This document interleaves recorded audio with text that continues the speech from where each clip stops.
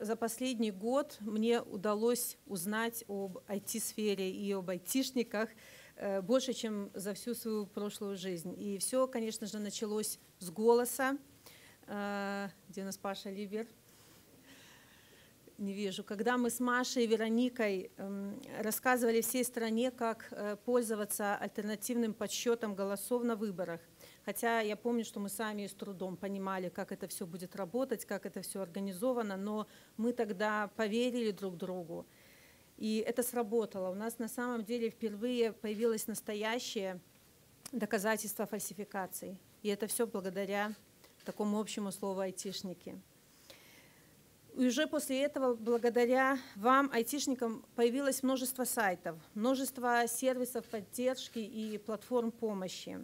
И я познакомилась с большим количеством людей, которые думают совершенно иначе. Вы до сих пор для меня как люди с другой планеты на самом деле. И теперь я знаю, что вот это устоявшееся мнение, что IT-сфера в Беларуси стала историей успеха только потому, что государство не вмешивалось в ваши дела. Может, потому что тоже не особо понимала. И теперь я знаю, как много предпринимателей работали и продолжают работать в Беларуси, вопреки страху, что их посадят ради сбора денег. Теперь я вижу, что как много талантливых людей уезжали из Беларуси только потому, что они были ограничены в своем профессиональном развитии. И я видела этих людей, я говорила с ними, они сейчас успешные инвесторы и управляющие больших IT-компаний в Амстердаме, Лондоне и Сан-Франциско. И мне очень жаль, что ради достижения этих целей они вынуждены были покинуть родину, но на самом деле я знаю, что большинство из них ждут возвращения домой. И все это время, на протяжении всего времени этого борьбы помогают белорусам. И на самом деле я очень благодарна вам за это. Все, что вы делаете, создает огромный контраст между нашей желаемой Беларусью и той страной, которую сейчас режим пытается погрузить во мрак. Потому что когда они закрывают СМИ, чтобы стереть правду, стереть доказательства, вы создаете системы сбора доказательств и их преступлений. Когда они отправляют невинных людей за решетку, вы помогаете их семьям финансово. Когда они громят НГО и правозащитные организации, вы помогаете создавать платформы, которые позволяют людям помогать друг другу удаленно. Когда они увольняют рабочих и врачей, вы поддерживаете стачки и разрабатываете сервисы телемедицины. Когда они выталкивают большую часть стартапов из страны, вы открываете хабы, как Имагуру, которые помогают этим командам продолжать работать. То есть грубой силе вы противопоставляете силу интеллекта, а безнадежному прошлому – будущее. И яркий пример тому – это то, что PandaDoc, который режим устроил показательные репрессии, стала первым белорусским единорогом. Я на самом деле не знаю, почему стартапы, которые оценивают в миллиарды долларов, называют единорогами, но я обязательно это выясню сегодня. Но это действительно чудо.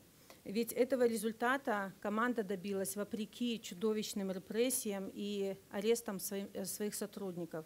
И можно только представить, на что способны белорусские айтишники, если для них создать благоприятный климат в нашей стране. И поэтому наша цель, одна из целей в Новой Беларуси, это сделать так, чтобы Беларусь была открыта, комфортна и безопасна для инноваций IT-бизнесов.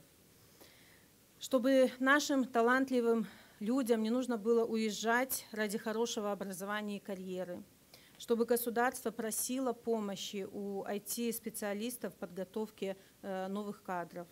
Чтобы все белорусы понимали, что IT-сектор не просто приносит стране налоги, он создает новые возможности и новые рабочие места, помогает развивать множество сфер, от сельского хозяйства до производства мебели и даже нашей любимой сгущенки. И чтобы все это стало реальностью, у нас сейчас есть 3 глобальные задачи. Первая – это поддержать тех специалистов, которые остаются в стране и ищут там работу. Вторая – это помочь пострадавшим и релоцированным компаниям выжить и развиваться дальше.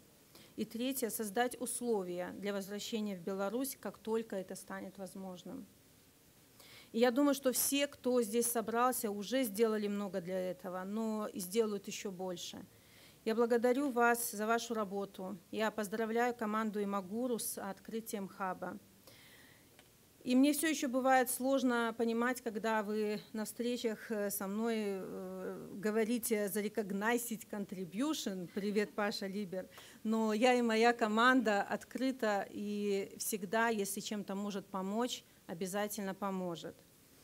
And on a separate note, I would like to say thank you to Minister Armonaitė for being with us today, and most importantly for her and Lithuanian government for helping us, Belarusians, and this hub in our trying times.